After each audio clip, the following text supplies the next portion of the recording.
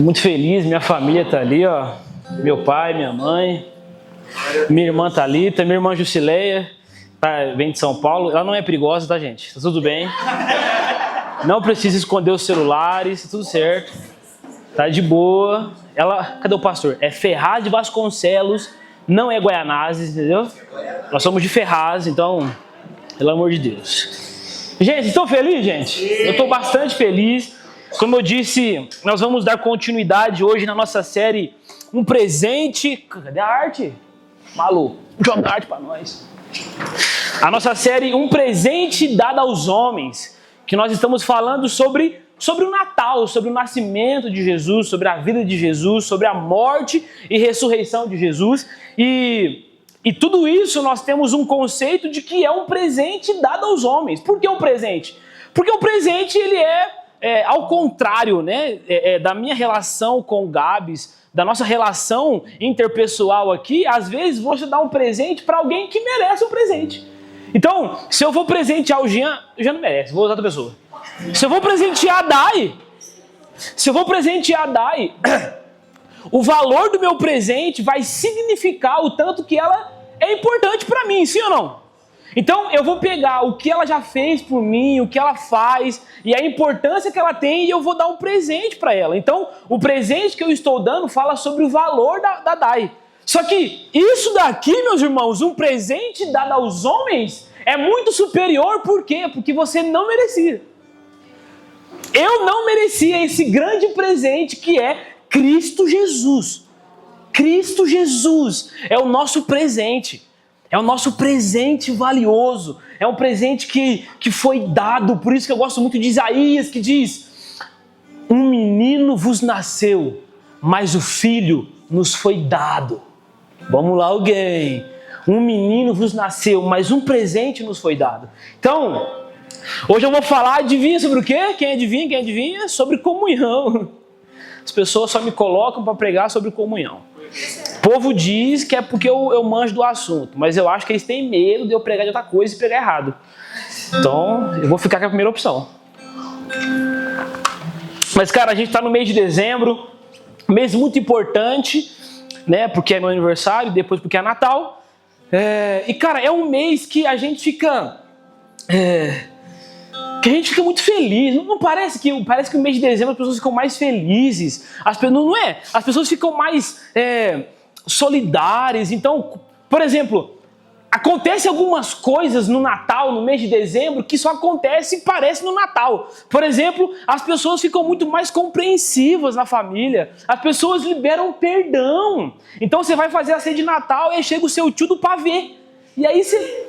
Tudo bem, tio, ninguém gosta de você aqui. Sabe, a gente fala mal de você, mas senta aqui nessa mesa. Vamos ceiar junto. Por quê? Porque o Natal traz esse sentimento de alegria, esse sentimento de felicidade para nós. E é um tempo também que a gente começa a fazer as promessas para o ano que vem. Então, dezembro eu fico assim, nossa, cara, que... É porque assim, gente, eu gosto muito de começar coisas novas.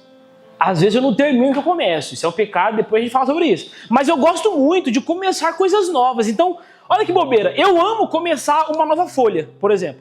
Estou escrevendo aqui, virei. Nossa, que delícia começar uma nova folha em branco aqui. Então, quando vai virar o ano, a gente começa tipo assim, não, janeiro, academia. Eu, Ariadne, Dedê. Não, nossa, você vai ver, eu vou meter o shape, vai ser incrível. Não, eu vou ler mais a Bíblia, eu vou orar mais. Por quê? Porque o dezembro ele vai mexendo com você. E aí você fica tão feliz que você vai colocando as suas metas pro ano que vem. E isso é incrível.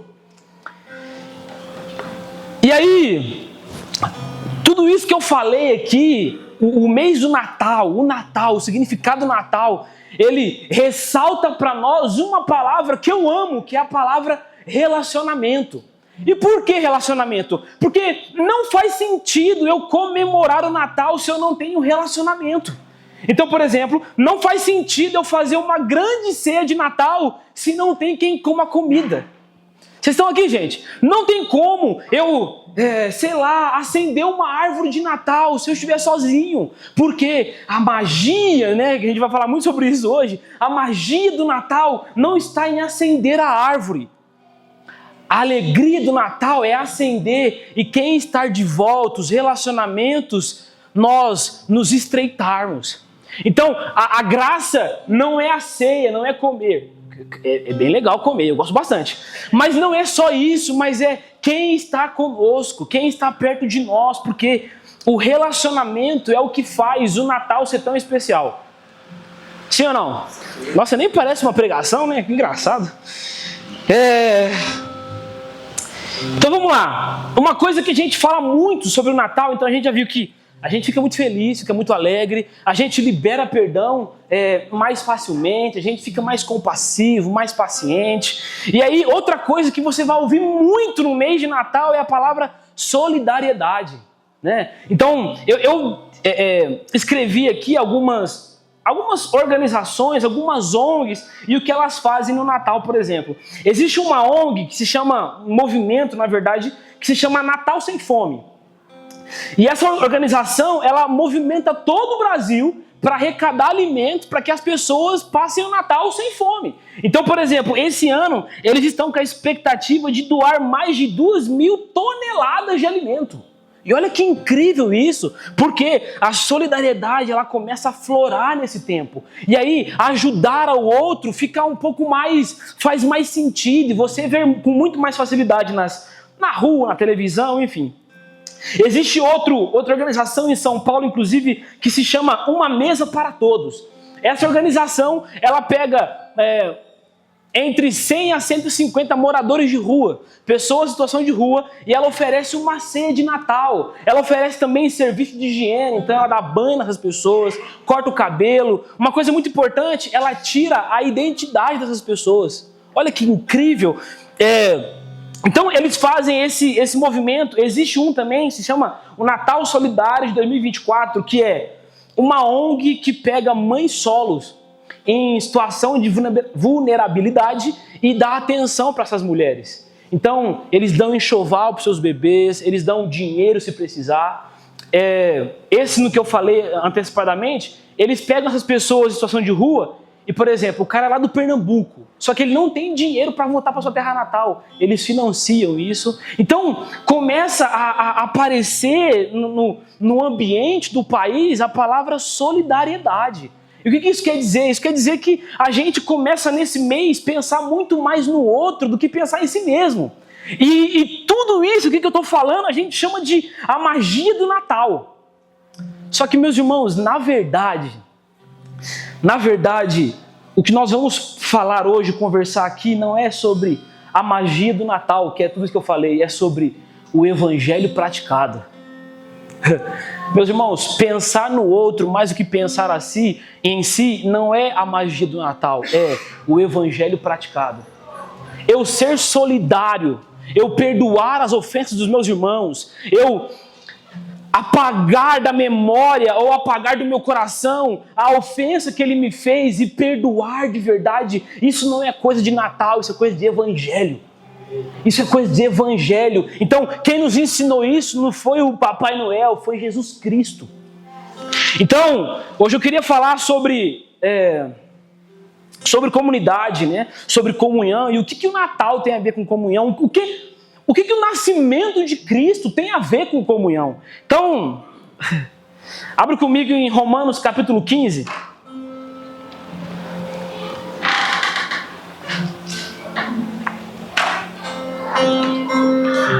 Vocês estão felizes, gente? Sim. Vocês estão muito quietos hoje, hein? Pelo amor de Deus. Fala comigo, dá um berro, dá um glória. Minha mãe tá aí hoje, dá um glória. Carabadabaxoi. Vamos lá. Deixa a assembleia que existe dentro de você sair, meu irmão.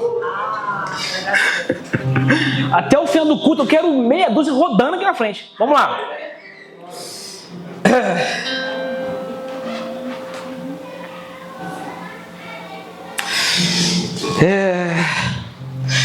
Romanos capítulo 15.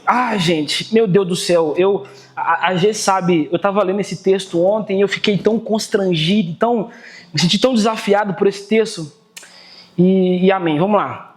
Romanos 15, 1 vai dizer o seguinte: nós que somos fortes devemos suportar as fraquezas dos fracos, em vez de agradar a nós mesmos. Meu irmão, na verdade, vou expor aqui, na verdade, quando a gente dividiu os temas e os textos, eu ia ler do 4 ao 7. O meu tema era, Giovanni, você vai pregar, do 4 ao 7. Só que eu fui ler o contexto e eu não me aguentei. Porque o primeiro versículo fala sobre o que é o Natal. Mas nós que somos fortes, devemos suportar as fraquezas dos fracos em vez de agradar a nós mesmos. Então, esse texto aqui vai falar sobre o evangelho praticado, sobre o meu entendimento daquilo que Jesus é. Então, a primeira coisa que eu queria falar é que esse texto aqui, meus irmãos, é um dos textos mais desafiadores sobre comunhão que eu já li na minha vida. Por que desafiador? Primeiro, não porque, cara, olha como que é difícil ver isso aqui. Não. A primeira coisa que eu vejo nesse texto é o que Jesus fez por mim. Vamos lá, alguém. Eu olho para esse texto e a gente vai ler, vai fazer sentido, mas quando eu vejo a palavra dizendo, nós que somos fortes, devemos suportar as fraquezas dos fracos, a primeira coisa que eu faço é, o presente dado aos homens era o mais forte que existia. E pelo amor que ele tinha à humanidade, ele suportou a minha fraqueza. E aí, o grande tchan do porquê é tão desafiador isso aqui é porque Deus, Ele não escreve as coisas, Deus ele não deixou a palavra simplesmente para você ler e achar legal. Ou simplesmente, como muitos de nós fazem, eu pego a palavra e eu começo a caçar aqui dentro quem não se enquadra aqui. Então eu digo, olha, nós que somos fortes devemos suportar os fracos. Olha, Gustavo, você que é forte, vigia. Você precisa suportar quem é fraco. Nós temos a síndrome de começar a caçar defeito nos outros. Mas eu já falei isso aqui 1 milhão de vezes. A Bíblia é um espelho que quando eu olho, eu vejo eu mesmo refletido. Então, quando eu leio as Escrituras, eu preciso olhar para dentro de mim e ver aonde eu estou desalinhado. Então a palavra de Deus ela foi escrita para quê? Para que nós vivêssemos ela. Então o grande desafio desse texto que nós vamos ler aqui é que Deus, presta atenção, Deus ele espera de nós que nós vivamos isso daqui.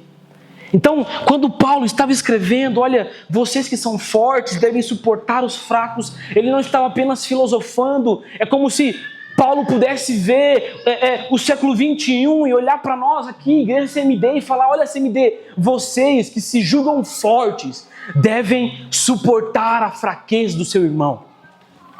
E uma coisa muito legal é, o evangelho, meus irmãos, eu já disse isso aqui também algumas vezes, o evangelho para mim é como uma chuva. Então, um presente dado aos homens, Deus me deu um presente. Que presente é esse? Jesus era forte e suportou a minha fraqueza. Então, o evangelho é como uma chuva que cai na sua vertical. Então, eu recebi o evangelho, eu recebi um presente que foi dado a mim sem eu merecer nada. Muito pelo contrário, o que eu merecia era o inferno. O que eu merecia era ser condenado. Mas a graça de Deus me alcançou. Então, eu recebi de Deus. Sim ou não? Só que como a chuva que cai na sua vertical, ela precisa continuar na sua horizontal. Então, tudo que você recebe de Deus não é para você virar uma poça e uma piscina, mas para você virar um rio. Então, se Deus que é forte te suportou que você é fraco, você precisa se tornar forte e suportar o seu irmão que é fraco. E suportar o seu irmão que é fraco. Sabe, meus irmãos, eu sinto que Deus ele está levando nós, como CMD, para um lugar de tipo assim... Há bastante tempo atrás, eu preguei sobre aquele texto que Paulo fala sobre comunhão também. Ele fala, olha, e nós devemos suportar uns aos outros em amor. E aí a primeira coisa que vem na nossa mente é tipo assim, suportar. Mano, a Cat é chata pra caramba. Menina ardida. Só que eu tenho que suportar. A Bíblia manda eu suportar a Cat. Então eu venho aqui, e aí Cat, Pai do Senhor. Estou suportando a Cat. Só que Paulo não está falando sobre isso. Paulo está falando assim, cara, assim como essa bancadinha está suportando essa garrafa d'água, seja suporte para os seus irmãos. Seja suporte para os seus irmãos. Então, ser suporte, suportar uns aos outros, não é aturar, é estar debaixo para que o outro se levante. Então, eu sinto no Espírito que Deus está nos levando para esse lugar, onde nós vamos ter que resgatar essas mensagens, e eu vou olhar para a cara do Cleverson, para a cara do Gabriel e dizer, gente, o meu ministério não é pregar, o meu ministério é suportar vocês. O meu ministério não é ser conhecido como um bom pregador, como um bom cantor. O meu ministério como CMD não é tornar a CMD conhecida na cidade ou na nação. O nosso ministério é suportar uns aos outros. Porque se Cristo volta amanhã e nós somos os mais conhecidos, nós somos a igreja do momento. Só que aí a gente olha para a nossa comunidade e tá todo mundo capengando. Por quê? Porque eu gosto tanto da CMD e que ela seja conhecida que eu olho para o meu próprio umbigo. Mas se Cristo volta amanhã, meus irmãos, e nós somos o que somos hoje, uma igrejinha pequena do sul de Minas, que ninguém dá nada para nós, e tá tudo bem. Mas quando Cristo entra aqui e Ele vê uns suportando uns aos outros, os irmãos deixando de lado aquilo que era para si mesmo, para suportar os nossos irmãos, a frase de Cristo vai ser, vocês são aprovados. Por quê? Porque o evangelho que vocês receberam, vocês estão passando para frente. Vocês estão comigo, gente? E esse texto ele é muito desafiador, porque eu até comentei com a Gê, eu falei, nossa amor, eu queria tanto que fosse uma mensagem empolgante, então é Natal. Mas é um texto, cara, que mexeu muito comigo, porque olha o que diz o versículo 2. A gente vai meio que fazer uma exposiçãozinha aqui desses versículos, tá? O versículo 2 é o seguinte, cada um de nós deve agradar ao seu próximo, para o bem dele. Olha o que Paulo está dizendo. Cada um deve agradar o seu próximo, vírgula, para o bem dele. Gente, sabe o que isso quer dizer? Que às vezes eu consigo agradar a G para o meu próprio bem. Então, igual eu falei aqui sobre as ONGs que fazem, eles alimentam os moradores de rua. Eles estão fazendo bem ao próximo. Então, se eu pegar agora aqui um prato de comida e dar a um mendigo, eu estou fazendo bem ao próximo. Mas se eu pego meu celular, tiro uma foto e posto no Instagram, eu estou fazendo bem ao próximo para agradar a mim mesmo. Eu estou agradando ao outro para o meu próprio bem, para que eu seja conhecido, para que eu ganhe privilégio na sociedade. Então, o que Paulo está dizendo aqui é: você deve amar o seu próximo e se entregar para ele, agradar a ele. Para quê, Gi? Para o bem dele. Gente, o nome disso daqui é o que Filipenses diz sobre Cristo, e ele se esvaziou de si mesmo, tomando forma humana, humilhou-se até a morte. Por quê? Por quê? Porque ele fez... Gente, Jesus se esvaziar agradou o próximo. Ele morrer foi para o nosso bem. Então o evangelho, meus irmãos, o evangelho da comunidade, o evangelho que nós devemos expressar uns aos outros, é o evangelho que deve passar pelo filtro do padrão de Cristo. Só que nós vamos chegar lá, tá bom? E aí Paulo continua. Vocês estão comigo, gente? Paulo continua o texto, ele fala...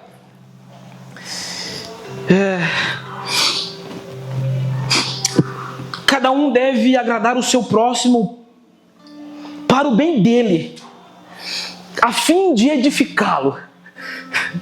Gente, a palavra aqui no original de edificação é... Deixa eu só lembrar. Promover crescimento.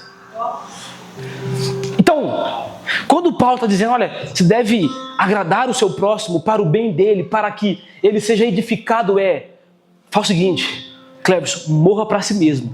Primeira coisa, morra para si mesmo. Agrade o próximo, para o bem dele, para que ele seja edificado. Ou seja, gere no seu irmão crescimento.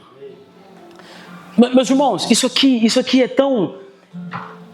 Por que para mim está sendo muito desafiador pregar isso daqui? Por que para nós é muito desafiador ouvir uma palavra dessa? E a resposta é simples. Na verdade, eu quero responder essa pergunta com uma outra pergunta. E a pergunta é: você está participando do crescimento de quem? Sabe, eu quero que você pense por 5 segundos. Olha aqui para a sua comunidade e se pergunte: você está participando do crescimento de quem? Porque a ordem de Paulo é: agrade ao seu irmão, para o bem dele. E aqui, promova o crescimento dele. Só que o grande problema é que para eu promover o crescimento do outro, eu preciso morrer para mim mesmo. Não dá para fazer a Cat crescer e eu crescer também.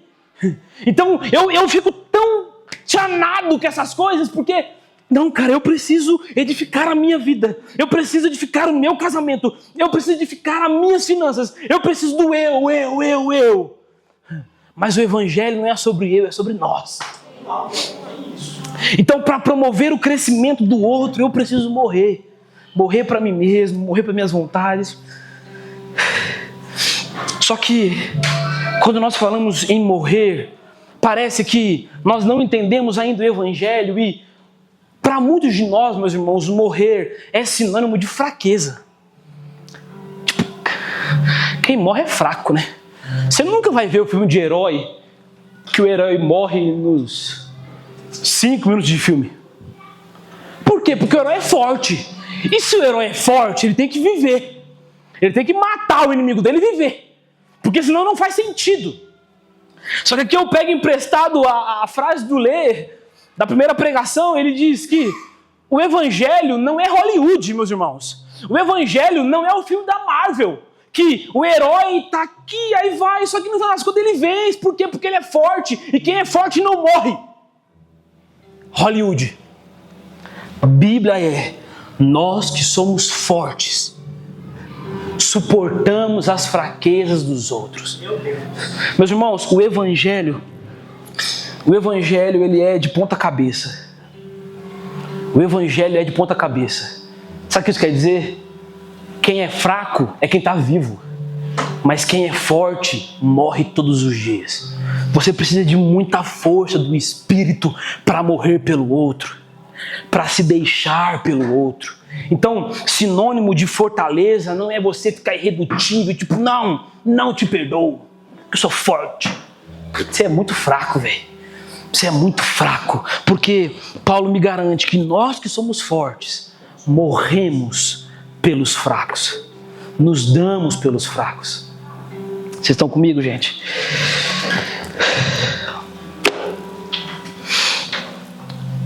Eu preciso mesmo pregar igual assembleano e usar toalhinha, sabe?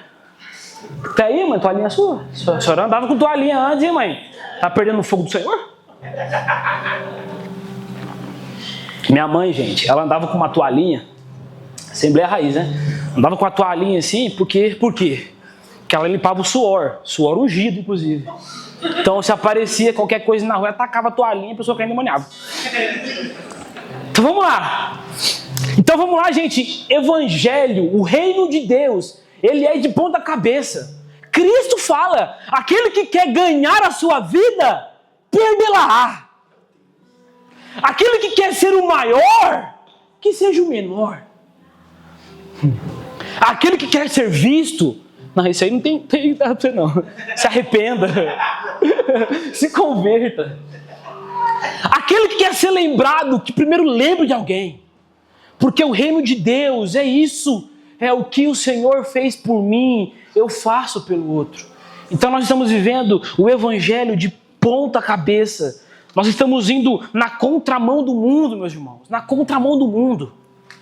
E ir na contramão do mundo, pelo amor de Deus, ir na contramão do mundo não é você não fumar.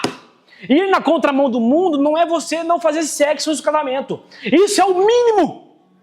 Vocês entendem isso? Isso é o básico de um cristão. Você não pecar é o básico de um cristão. Você não está indo na contramão do mundo. Você vai na contramão do mundo quando alguém te ofende, você perdoa.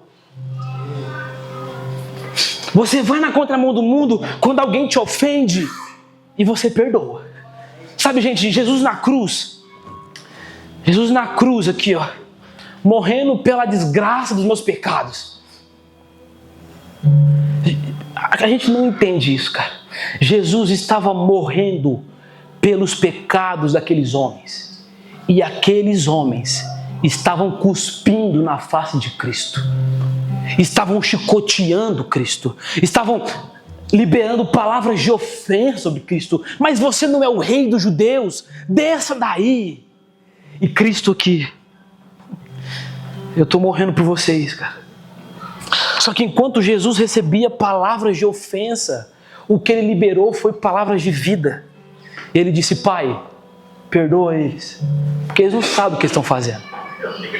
Só que quando alguém nos ofende, a primeira coisa que eu faço é: pisou no meu calo, eu piso no seu. Meu irmão, uma vez eu ouvi uma frase que eu quase chorei. O cara falou assim: eu sou crente, mas não sou otário. Alguém fez uma coisa pra ele e revidou: porque eu sou crente, mas não sou otário. Não. Tem até um vídeo, né? Eu sou crente, mas meu facão não é não. Que isso, cara? Meu facão não se converteu ainda não. Precisamos aprender com Cristo a liberar palavras de vida, mesmo quando nós recebemos palavras de maldição e de morte. E aí a gente continua lá no versículo 3. Tá gostosinho?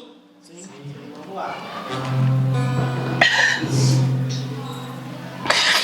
Versículo 3, gente, faz o seguinte: pois Cristo também não agradou a si mesmo. Até aqui. Olha isso. O versículo 1 fala: você tem que ser forte. Se você é forte, você vai suportar o fraco. Versículo 2: se você é forte e suporta o fraco, você vai agradar o seu próximo. Você vai agradar o seu próximo para o bem dele. Para quê? Para que ele seja edificado, para que ele cresça. E aí, o versículo 3 vai falar: pois Cristo também não agradou a si mesmo. Sabe o que isso quer dizer, gente? Jesus nunca vai te pedir nada que ele não tenha feito antes. Jesus nunca vai te pedir para você se esvaziar sem ter se esvaziado. Jesus nunca vai pedir para você morrer pelo seu irmão sem ter morrido por nós. Então, o Evangelho, na verdade, o Natal, na verdade, é tempo de quê? Tempo de olhar para a cruz. Tempo de olhar para o sacrifício de Cristo, sabe? Nós assistimos aqui o filme The Chosen, do Natal. E, cara, enquanto passava a cena de Jesus nascendo numa manjedoura, no meio dos cavalos, no meio dos cocô, o rei do universo, o homem que a Bíblia me garante que ele suporta todas as coisas pelo poder da sua palavra. Não é pelo poder da sua mão, é da sua palavra. Jesus fala e todas as coisas se organizam.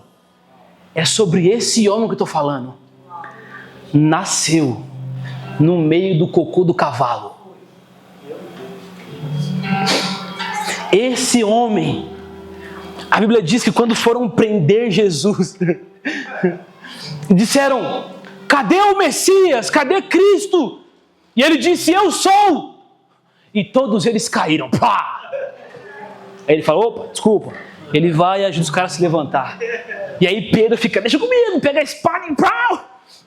E aí ele fala uma coisa que me intriga muito. Ele fala: Pedro, eu tenho à minha disposição miríade de anjos. Se eu quisesse, Pedro, eu mesmo me livrava disso daqui. É sobre esse Deus que eu estou falando. Nasceu no meio do cocô do cavalo.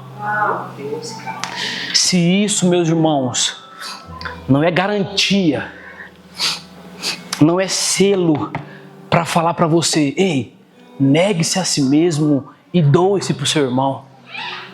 O Rei da Glória fez isso. Quem somos nós, meus irmãos, para não fazer? O Rei da Glória fez isso. E aí, a gente vai... Isso aqui é muito importante falar. Então é um tempo, meus irmãos, de olharmos para a cruz. E por quê, Gi? Por que eu tenho que olhar para a cruz? Por que eu preciso receber o Evangelho primeiro, para depois eu ir e fazer alguma coisa? Porque senão você não se torna um crente com boas obras. Você se torna simplesmente alguém que é ativista. E qual que é a diferença? A diferença é que o ativista, as ações do ativista, as ações daqueles que fazem por fazer ou por demanda, revela o coração do homem.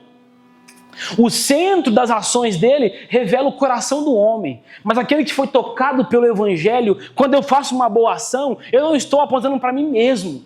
Eu estou apontando para a cruz de Cristo. Eu estou dizendo, olha, eu estou fazendo isso daqui porque um dia Jesus me alcançou. Isso aqui não parece, mas é muito importante para que você não se glorie nas suas próprias obras. Versículo 4. Hoje vai ser rápido, gente. Olha que maravilha. Versículo 4 vai dizer o seguinte: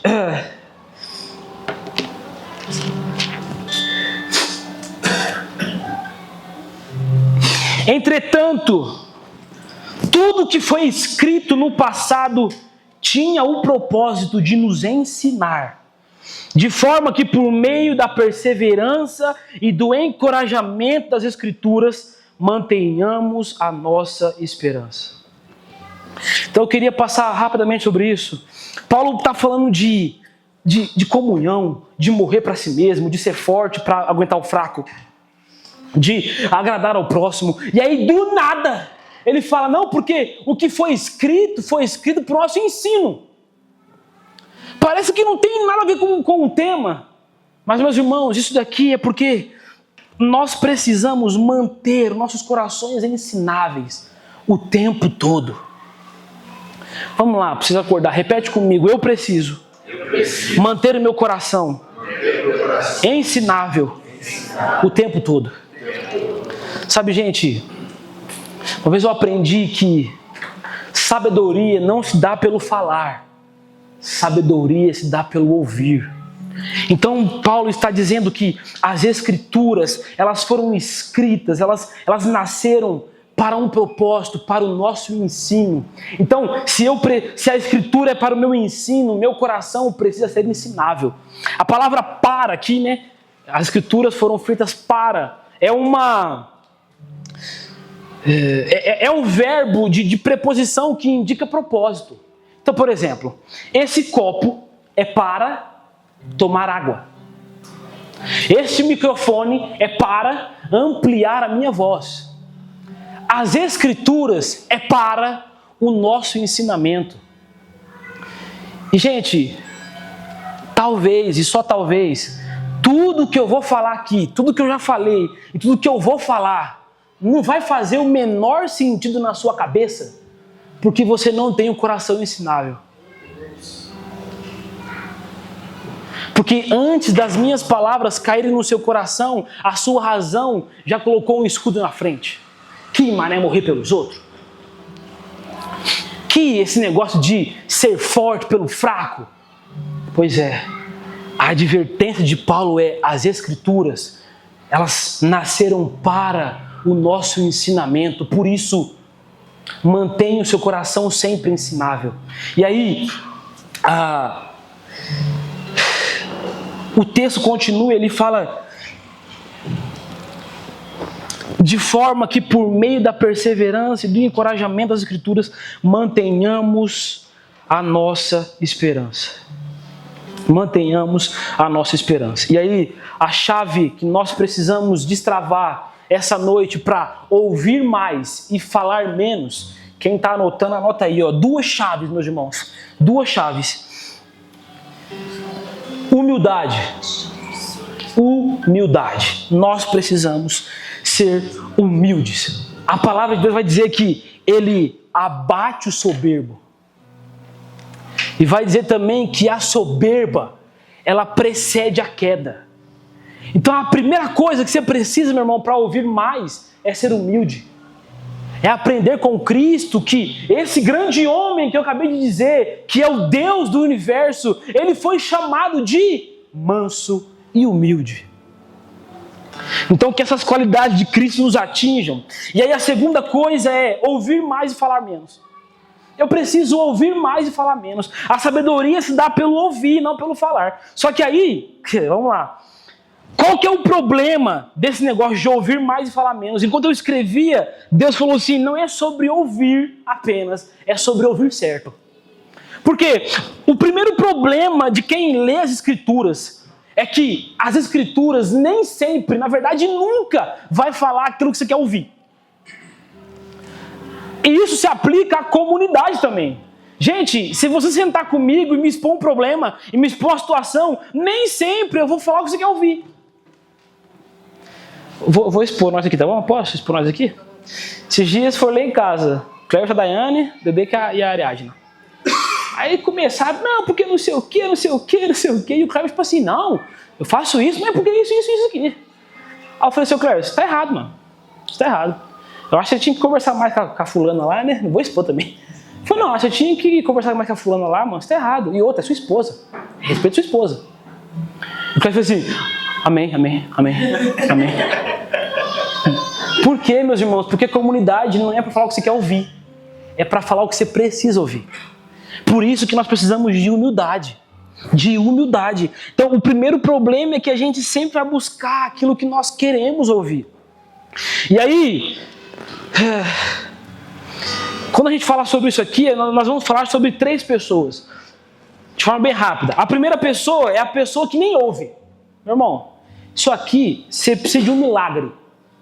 Deus, ele curou os surdos. Então, se você nem ouve as Escrituras e nem ouve a comunidade, você precisa de um milagre. Amém? Precisa de um milagre. A segunda pessoa é a pessoa que ouve e não gosta do que ouviu.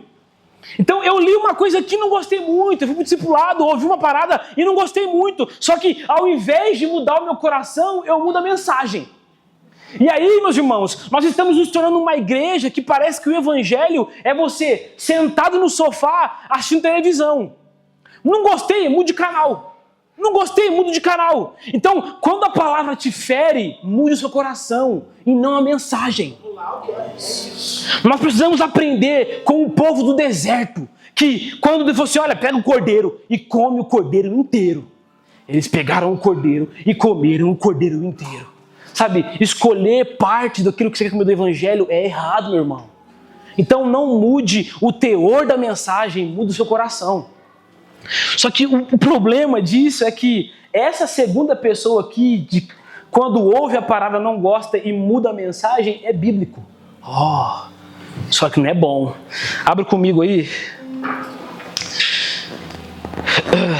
2 Timóteo 4. Eu ia abrir aqui, mas eu vou acompanhar. 2 Timóteo 4, versículo 3. Pois chegará o tempo em que não suportarão a sã doutrina.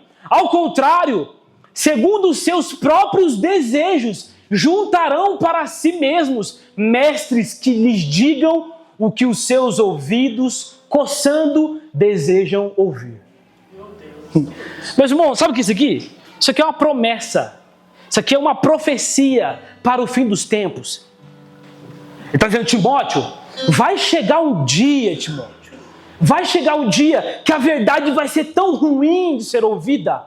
Vai incomodar tanto as pessoas que ao invés delas pegarem a verdade e mudar o seu coração, elas vão começar a procurar mestres que falam aquilo que elas mesmas querem ouvir. Então esse aqui é o segundo tipo de pessoa. Aquelas que mudam o teor da mensagem, mas não mudam o seu coração. E a terceira pessoa, cara, é a pessoa que a Bíblia chama ela de terra boa, de solo fértil. É a pessoa que ouve com o coração contrito e humilde, pega a mensagem e muda. Ouve a mensagem e transforma a si mesmo, não pelo poder dos seus braços, mas pelo poder do Espírito Santo. E aí a gente chega no versículo 5.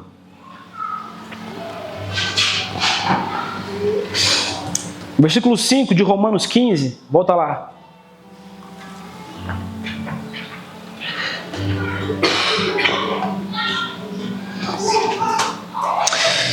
Diz o seguinte: pois Cristo... Errei, fui moleque. Aqui, 5.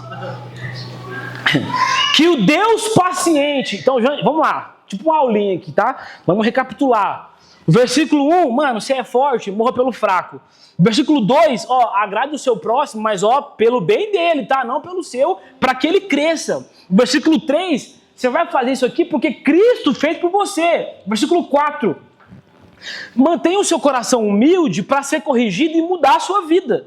E aí o versículo 5, que o Deus paciente e encorajador dê a vocês um espírito de unidade. Até aqui. Algumas versões vão falar que dê a vocês o mesmo sentimentos pelos outros, dê a vocês o mesmo sentir pelos outros. Mas o que mais me chamou a atenção aqui, meus amigos, é que Paulo, ele poderia ter usado outros milhares de adjetivos sobre Deus.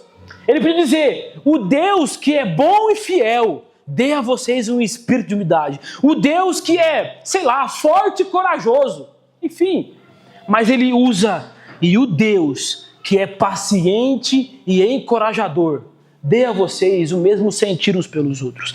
E aí, fez muito sentido porque a palavra paciência aqui no original é a mesma palavra que aparece para perseverança, para firmeza. Então, Paulo usava essa mesma palavra aqui quando os crentes estavam sendo perseguidos, eles estavam ou então em conflito com eles mesmos, e aí Paulo chegava e falava assim: gente, sejam pacientes. Ou seja, meus irmãos, sejam firmes. Gi, o que isso quer dizer? Meus irmãos, isso quer dizer que unidade...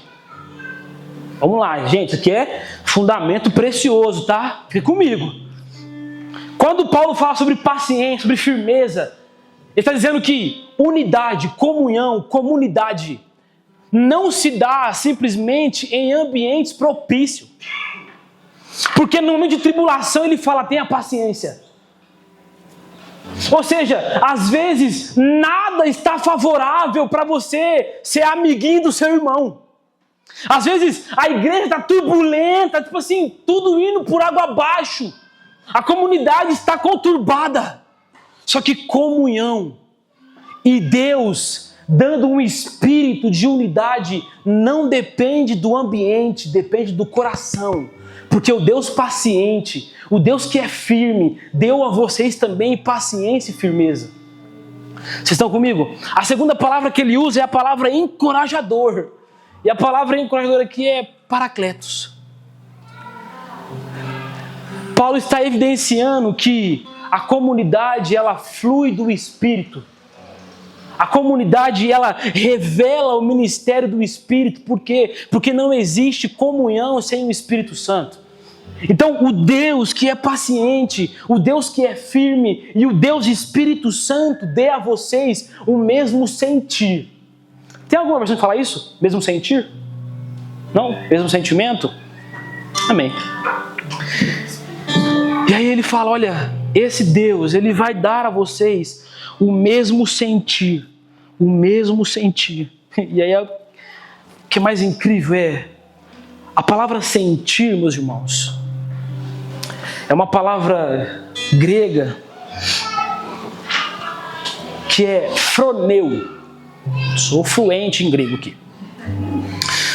E quando eu falo assim, sentir, para nós hoje, nós logo pensamos em sentimento, ou então em sentir fisicamente.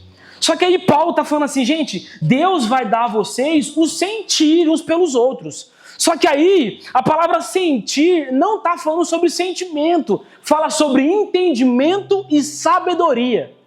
A palavra sentir no original é entendimento e sabedoria. Ou seja, a comunidade, a unidade que nós precisamos ter não é coisa e não depende do seu sentimento. É coisa de entendimento e sabedoria. Então, quando eu falo Cleverson ou qualquer pessoa, nós precisamos ser um em Cristo Jesus. Sabe, você precisa pegar o seu irmãozinho aí, estar de cara feia para ele faz 10 anos e pedir perdão para ele. Por quê? Não, Gi, mas eu não senti de Deus. Vamos lá alguém, cara.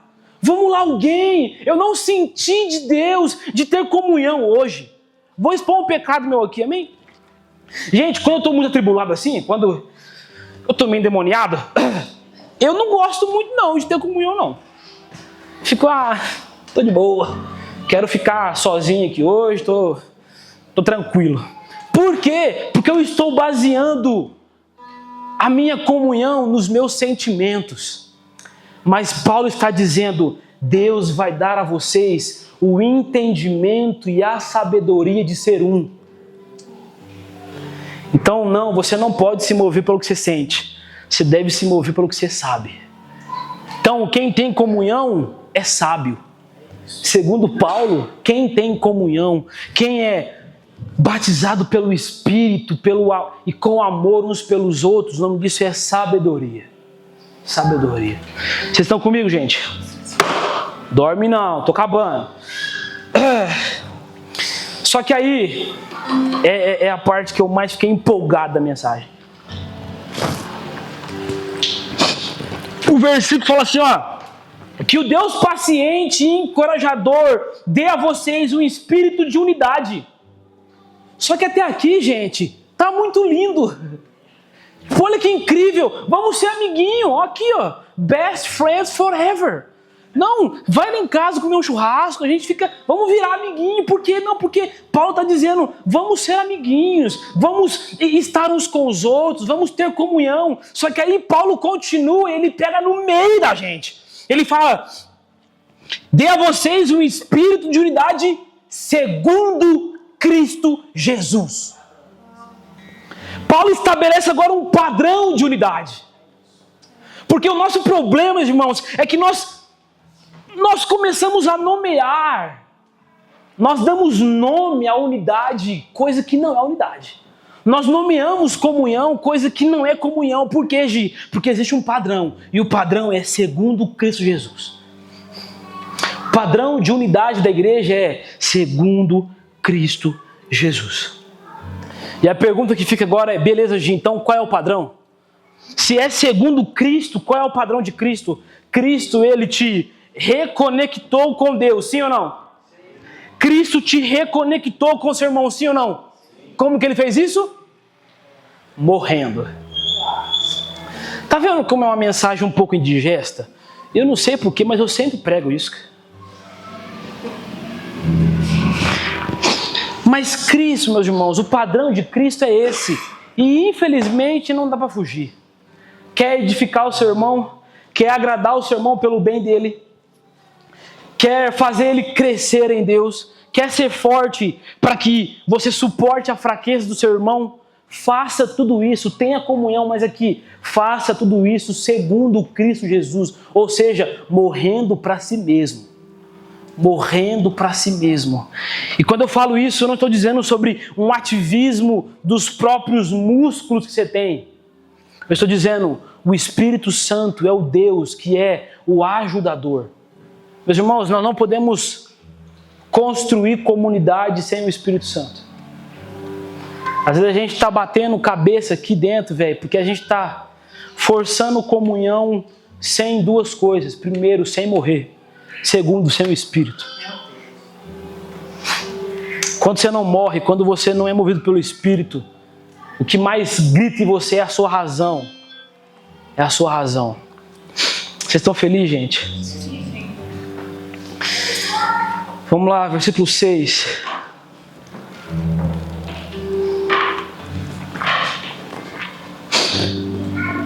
Tá gostosinho, gente? Vocês estão felizes comigo? Essa é uma palavra encorajadora, amém? A gente vai sair daqui amando muito mais uns aos outros, perdoando muito mais uns aos outros, pela graça do Espírito. E aí Paulo ele continua o texto, porque ele precisa agora dar um significado para tudo isso. Então, ele começa a construir um pensamento, olha, vocês precisam se fazer forte pelos fracos, vocês precisam agradar os seus irmãos para o bem dele, para a edificação deles. Olha, Cristo mesmo fez isso, gente. Então, vamos imitá-lo.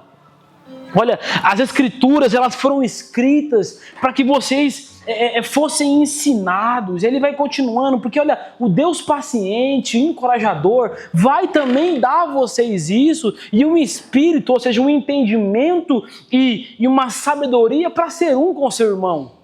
E aí o versículo 6, ele precisa dar um propósito para tudo isso. E ele diz, para que juntos e a uma só voz glorifiquem ao Deus e Pai do nosso Senhor Jesus Cristo. Então, para que, Gi? Para que tudo isso que você falou? Para que juntos e em uma só voz, pausa dramática aqui. Você percebe que Paulo fala assim, ó, juntos, vírgula, mas em uma só voz. Sabe o que quer dizer? Que às vezes a gente está junto, mas com várias vozes. Então, estar juntos não significa que nós temos uma só voz. Estar perto não significa que você tem o mesmo coração que seu irmão. E a palavra, ela me garante que é preciso estar junto, mas que é preciso também ter uma só voz. Para quê, Gi? Para ser a igreja da modinha? Porque vocês acham que discipulado é importante? Porque toda santa vez que você prega, você fala sobre discipulado, sobre comunhão, sobre comunidade. Mas para que isso? Que bobeira! Não. Paulo está dizendo para que juntos glorifiquemos a Deus. Ou seja, não existe, meus irmãos, glorificação a Deus sem comunidade. É o Gi que está falando? Cara, é o apóstolo Paulo. Eu sou ralé mesmo, mas é o apóstolo Paulo. Ele só escreveu metade do Novo Testamento. E ele está dizendo, para que juntos em uma só voz glorifiquemos ao Deus, o Pai do nosso Senhor Jesus Cristo. Então, Gi, para que comunhão? Para que comunidade? O que tem a ver o Natal, a morte de Jesus, o nascimento de Jesus, a ressurreição de Jesus e comunidade? O que tem a ver? Tem a ver que isso daqui é a estrutura que nasceu para glorificar a Deus. Meus irmãos, igreja não é um evento que responde aos homens apenas. Igreja é uma instituição que nasceu para glorificar a Deus. Como? Através do padrão de Cristo, que é morrendo uns pelos outros, estando juntos e tendo uma só voz. Uma só voz. E aí, versículo 7, para a gente encerrar. Amém, glória a Deus.